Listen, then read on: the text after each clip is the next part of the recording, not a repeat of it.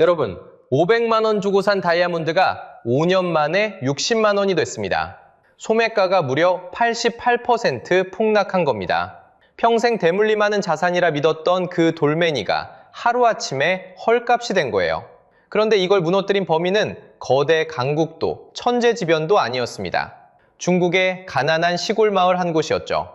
도대체 그곳에서 무슨 일이 있었길래 100년을 버틴 다이아몬드 제국이 이렇게 흔들린 걸까요? 지금부터 그 범인을 처음부터 끝까지 여러분과 함께 추적해 보겠습니다. 사실 다이아몬드는 그렇게 희귀한 보석이 아닙니다. 여러분이 학교에서 배운 것과 다르게 다이아는 지질학적으로 극히 드문 광물이 아니거든요. 땅 속에 생각보다 흔하게 묻혀 있어요. 그런데 왜 그 작은 돌 하나가 여러분 몇 달치 월급과 맞먹는 값이 됐을까요? 답은 자연이 아니라 사람의 손에 있었습니다. 시작은 1888년입니다. 세실 로즈라는 인물이 영국계 자본을 등에 업고 드비어스를 세웠어요. 이 회사가 한 일은 단순합니다. 세계에서 캐낸 원석의 80에서 85%를 소나귀에 틀어준 겁니다. 10개 중 8, 9개가 한 회사를 거쳐 나갔다는 뜻이죠. 심지어 1902년엔 세계 생산의 90%까지 손을 뻗칩니다. 강물의 9줄기를 한 사람이 쥔 셈이에요. 이들은 그 원석을 한꺼번에 풀지 않았습니다. 수도꼭지를 잠갔다 풀듯 시장에 나오는 양을 야금야금 조절했어요. 창고에 산더미처럼 쌓아두고도 세상엔 조금씩만 흘려보낸 거죠. 그래야 값이 떨어지지 않으니까요. 쉽게 말하면 다이아가 비싼 건 귀해서가 아니었습니다. 귀한 척, 물량을 막아뒀기 때문이에요. 흔한 걸 흔하지 않아 보이게 만든 겁니다. 그런데 여기서 한번 생각해 보세요. 물량만 막는다고 사람들이 큰 돈을 선뜻 내진 않잖아요. 진짜 무서운 건 그 다음이에요. 이들은 여러분의 지갑이 아니라 마음을 겨냥합니다. 이 돌이 곧 사랑이다. 이 믿음을 심는 순간 값은 따지는 게 아니라 바치는 게 되니까요. 그래서 우리는 몇 달치 월급을 아깝다 여기지 않았습니다. 오히려 적게 쓰면 사랑이 얕은 것처럼 느꼈어요. 그 결정타가 1947년에 나옵니다. 광고 카피 한 줄이었어요. 다이아몬드는 영원히. 한 카피라이터가 써낸 이 문장은 훗날 광고 세기의 슬로건 1위로 꼽힙니다. 이 한 줄이 우리 머릿속에 공식을 심었죠. 사랑은 영원하고 그 증표가 다이아 예물이라는 공식이요. 그런데 이게 원래부터 있던 전통이었을까요? 숫자로 보면 전혀 아닙니다. 1940년 다이아 약혼 반지를 낀 신부는 10명 중 1명뿐이었어요. 나머지 9은 다른 반지를 꼈다는 얘기죠. 그런데 반세기가 지난 1990년 그 비율은 80%까지 치솟습니다. 생각하면 좀 서늘하지 않나요? 여러분의 부모님이 또 여러분이 당연히 예물은 다이아라 믿었던 그 마음은 사실 광고가 심어준 습관이었어요. 전통이 광고를 낳은 게 아니라 광고가 전통을 만든 겁니다. 100년 남짓된 마케팅이 마치 수천 년 된 관습처럼 우리 안에 자리 잡은 거죠. 그렇게 다이아 제국은 100년을 버팁니다. 하지만 그렇게 100년을 버틴 이 제국에 가느다란 금이 가기 시작합니다. 그 진원지가 좀 의외예요. 그렇다면 100년을 버틴 그 제국을 도대체 누가 무너뜨렸을까요? 여러분은 아마 뉴욕이나 런던의 거대 기업을 떠올리실 겁니다. 그런데 진짜 진원지는 지도에서 찾기도 어려운 중국의 한 시골 마을이었습니다. 중국 허난성 저청현. 얼마 전까지만 해도 옥수수나 심던 가난한 농촌이었습니다. 우리로 치면 이름도 낯선 지방의 작은 군 하나였던 거죠. 그런데 이 마을이 지금은 전 세계 다이아몬드 공급의 절반가량을 찍어냅니다. 중국에서 만드는 실험실 다이아, 그러니까 랩그로운의 80%가 바로 여기서 나옵니다. 한 해에 400만 캐럿이 넘습니다. 옥수수밭이 어느 날 갑자기 세계 보석 시장의 심장이 된 겁니다. 이건 공장 하나가 잘 된 이야기가 아닙니다. 저청 일대에는 초경질 소재, 그러니까 아주 단단한 재료를 다루는 기업만 200곳이 넘게 모여 있습니다. 다이아를 굽는 회사, 그 옆에서 부품을 대는 회사, 연마하고 감정하는 회사까지 마을 전체가 하나의 거대한 생산 벨트로 엮인 거죠. 옥수수밭 자리에 공장지대가 통째로 들어선 셈입니다. 여기서 한 가지는 짚고 넘어가야 합니다. 이 랩그로우는 흔히 생각하는 가짜가 아닙니다. 길거리에서 파는 큐빅이나 유리알과는 근본이 다릅니다. 큐빅은 애초에 탄소가 아닌 전혀 다른 물질이라 겉모습만 흉내낸 모조품이죠. 반면 랩그로우는 천연과 화학적으로도 물리적으로도 심지어 빛이 반짝이는 광학 성질까지 완전히 똑같습니다. 세계 최고 감정기관인 GIA가 공식적으로 인정한 사실입니다. 전문가도 눈으로는 절대 구별하지 못합니다. 유일한 차이는 딱 하나, 태어난 장소뿐입니다. 땅 속에서 캤느냐, 공장에서 길렀느냐. 쌍둥이가 한 명은 시골에서, 한 명은 도시에서 자란 것과 같습니다. 자란 곳만 다를 뿐 같은 존재인 거죠. 어떻게 이게 가능할까요? 사실 다이아몬드의 정체는 허무할 만큼 단순합니다. 그냥 탄소 덩어리거든요. 여러분이 쓰는 연필심, 그 까만 흑연도 똑같은 탄소입니다. 원래 이 탄소가 다이아가 되려면 땅속 깊은 곳에서 수십억 년 동안 짓눌려야 합니다. 그 억겁의 시간을 중국은 며칠에서 몇 주로 줄여버렸습니다. HPHT라고 부르는 방식입니다. 쉽게 말하면 땅속의 엄청난 열과 압력을 기계 안에서 그대로 재현하는 겁니다. 자연이 하던 일을 기계가 대신하는 거죠. 만드는 길이 하나뿐인 것도 아닙니다. 세게 눌러 만드는 HPHT 말고 가스를 채운 통 안에서 탄소를 한 층씩 쌓아 올리는 방식도 있습니다. CVD라고 부르는데 저압에서도 되기 때문에 장비가 더 작고 값도 쌉니다. 프레스 없이도 다이아를 기를 길이 열린 셈이죠. 특히 허난이 개발한 6면 정탑 프레스라는 장비는 6방향에서 동시에 눌러줍니다. 해외에서 쓰던 방식보다 약 20배나 빠릅니다. 이런 기계가 저청 일대에만 약 5만 대가 깔려 있는 것으로 추정됩니다. 밤낮 없이 돌아가는 공장에서 보석이 공산품처럼 쏟아져 나오는 겁니다. 100년 동안 수도꼭지를 잠가 값을 지키던 시장에 중국은 댐을 통째로 터뜨려버린 셈이죠. 그런데 이 시골 마을, 무슨 돈으로 그 비싼 기계를 그렇게 깔았을까요? 여기에 숨은 손이 하나 있습니다. 여기서 여러분 이런 의문이 드실 겁니다. 가난한 시골 마을이 대체 무슨 돈으로 세계 절반을 찍어냈을까요? 답부터 말씀드리면 그건 마을의 돈이 아니었습니다. 저청현이 속한 허난성, 그 지방정부가 판을 깔았거든요. 공장 지을 땅을 거의 공짜로 내줬고 전기요금을 깎아줬고 보조금까지 얹었습니다. 쉽게 말하면요, 평범한 시장 경쟁이 아니라 국가가 등을 떠민 육성이었던 겁니다. 기업은 미치지 않으니 계속 찍어냈고 다이아는 끝없이 쏟아졌죠. 그런데 여기서 핵심입니다. 다이아 값의 생명줄은 딱 하나, 희소성이었어요. 귀하니까 비싼 겁니다. 그 희소성을 무한 공급이 단칼에 끊어버린 거죠. 이걸 경제학에선 덤핑이라고 부릅니다.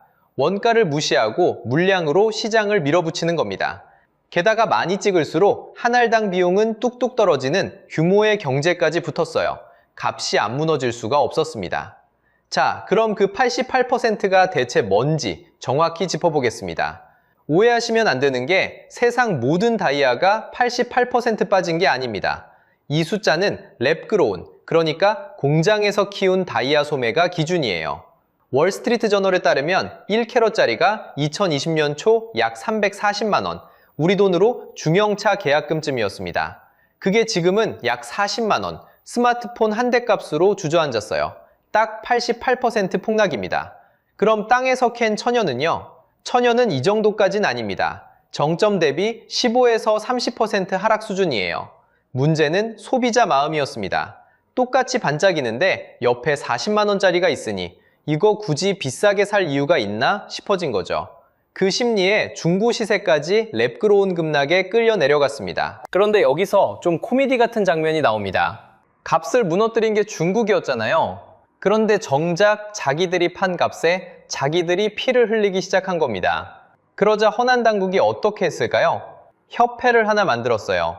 그리고 2025년 3월 원석 최저가를 캐럿당 15달러로 못 박습니다. 경제학자 애덤 투즈가 확인한 사실입니다. 상식적으로 생각하면 웃긴 일이죠. 100년 전 드비어스가 공급을 조여 값을 떠받친 그 수법, 가짜 희소성을 만든 바로 그 각본을 이번엔 중국이 그대로 베낀 겁니다. 무너뜨린 손이 다시 떠받치겠다고 나선 회전문 같은 상황인 거예요. 자, 그럼 진짜 궁금한 걸 짚어볼까요? 그래서 내 지갑에서 나간 그 500만 원은 대체 어디로 간 걸까요? 자, 여기서 여러분이 가장 궁금해할 질문으로 들어가 보겠습니다. 결혼을 앞둔 30대 예비 신랑이 있습니다. 예물로 500만 원짜리 천연 다이아 반지를 골랐습니다. 평생 한 번뿐인 자리니까요. 카드를 긋는 손이 살짝 떨렸습니다. 통장 잔고가 반쯤 비었으니까요. 그런데 문득 이런 생각이 스칩니다. 도대체 내가 낸 이 500만 원, 진짜 돌값은 얼마일까요? 상식적으로 생각하면 반지값의 대부분이 그 돌 자체일 것 같습니다. 그런데 현실은 다릅니다. 다이아몬드는 지질학적으로 그 희귀한 광물이 아닙니다. 값의 대부분을 차지하는 건 돌값이 아니라 인위적으로 만들어진 희소성 프리미엄과 브랜드 값이거든요. 여기에 100년 넘게 쌓아 올린 마케팅 비용까지 얹힙니다.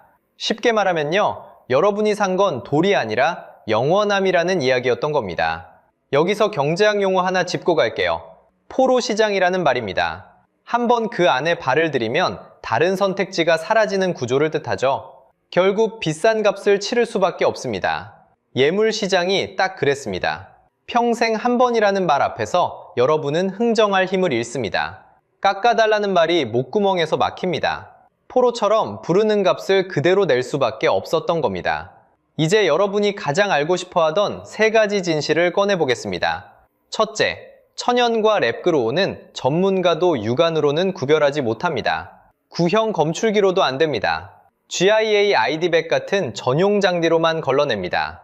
반지 옆면, 거들이라 부르는 그 테두리에는 레보러토리 그로운이라는 글자가 레이저로 새겨져 있어요.